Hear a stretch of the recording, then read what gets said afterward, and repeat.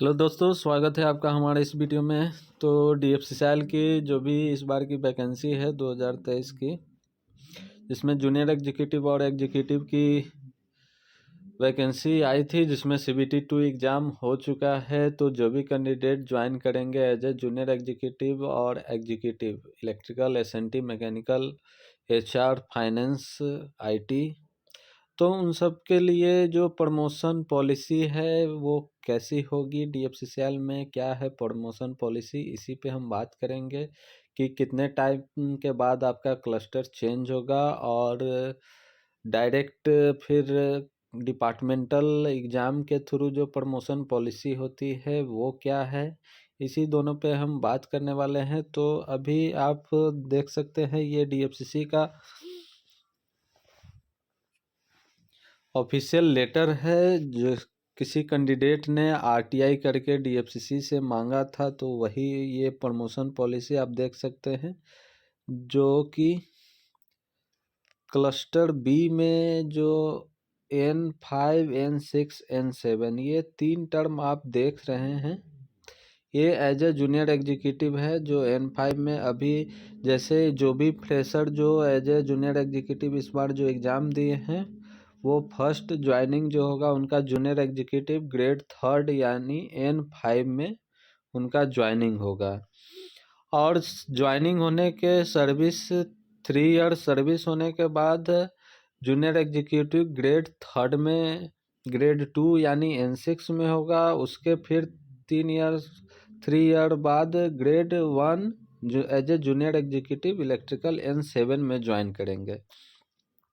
ये तो हो गया ईयर बाय ईयर आपका प्रमोशन होगा एज ए जूनियर एग्जीक्यूटिव। 3 साल के बाद N5 से N6 में जाने का मौका मिलेगा और N6 से फिर N7 में।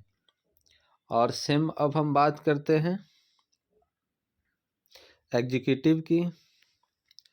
तो एग्जीक्यूटिव में 2 ही पोजीशन दिया गया है, as a junior executive, as a executive E0, और उसके 4 साल के बाद 4 ईयर सर्विस कंप्लीट होने के बाद as a senior executive E1 में कोई भी कैंडिडेट जो है वो चला जाएगा as a 4 year completion of service. तो ये तो टाइम पीरियड हो गया, टाइम पीरियड के बाद आप एलिजिबल हो जाते हैं। अब बात की जाए कि डिपार्टमेंट एग्ज़ाम देने के लिए जो एलिजिबिलिटी है वो कितने समय बाद होगी, उस पर हम बात करेंगे। तो इसमें जो total 3 years in service in grade E0 या E1 will be required to employee to sit the competitive exam for promotion of junior manager। जो भी एग्जीक्यूटिव अगर जो ज्वाइन करते हैं एज ए एग्जीक्यूटिव, उनके 3 ईयर के सर्विस, हालांकि ये पॉलिसी अभी रिवाइज किया गया है और डीएफसीसी में जो रिवाइज है वो 4 साल कर दिया गया है इस बार 2023 में। तो 4 साल के बाद जैसे अगर कोई एग्जीक्यूटिव है एज ए एग्जीक्यूटिव बनता है, एग्जीक्यूटिव से सीनियर एग्जीक्यूटिव 4 ईयर में, तो मान के चले कि कोई कैंडिडेट सीनियर एग्जीक्यूटिव बन जाने के बाद 4 साल के बाद वो जूनियर मैनेजर, JPM जिसको बोलते हैं, जूनियर प्रोजेक्ट मैनेजर या जूनियर मैनेजर, फील्ड में प्रोजेक्ट मैनेजर और ऑफिस कैडर में जो है जूनियर मैनेजर E2 के रूप में जाना जाएगा, वो प्रमोशन के लिए एलिजिबल हो जाएगा। सीनियर एग्जीक्यूटिव जो है JPM में या जूनियर मैनेजर के एग्ज़ाम के लिए प्रमोशन के लिए एलिजिबल होगा 4 साल के सर्विस के बाद।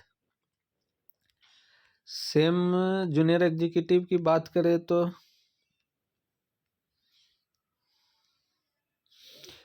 Total 3 year service in grade N5, N6, N7, कोई भी ग्रेड में हो।